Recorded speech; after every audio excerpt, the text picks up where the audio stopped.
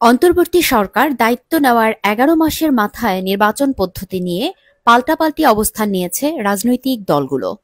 হাসিনার সরকারের পতনের পর সংবিধান সংস্কার কমিশন দ্বিকক্ষ বিশিষ্ট জাতীয় সংসদ প্রতিষ্ঠার সুপারিশ করেছে, যেখানে সংসদের নিম্নকক্ষে আসন থাকবে ৪০০।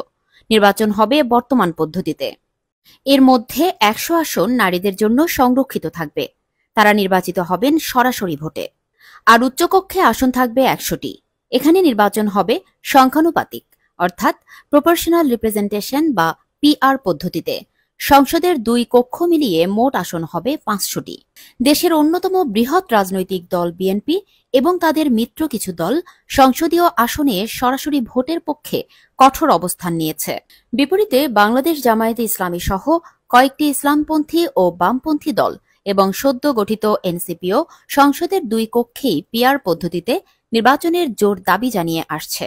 প্রশ্ন হল, প্রপোর্শনাল রিপ্রেজেন্টেশন বা পিআর পদ্ধতি কি, এটি কিভাবে কাজ করে? উত্তর হল, এই পদ্ধতিতে আসন ভিত্তিক কোনো প্রার্থী থাকেন না। ভোটাররা ভোট দেন দলীয় প্রতীককে। একটি দল যত শতাংশ ভোট পাবে সে অনুপাতে সংসদে তাদের আসন সংখ্যা নির্ধারণ হবে।